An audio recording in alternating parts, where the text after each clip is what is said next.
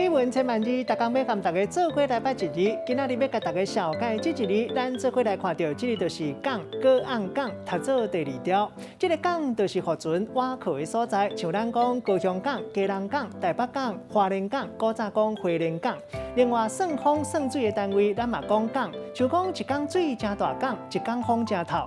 另外，台语较特别的讲法，这个港无一定是停船的所在，嘛有可能是讲溪仔，像咱讲破船过港嘛较赢熟。有人认为讲就是破船渡过溪仔较赢熟过，意思就是有较赢无。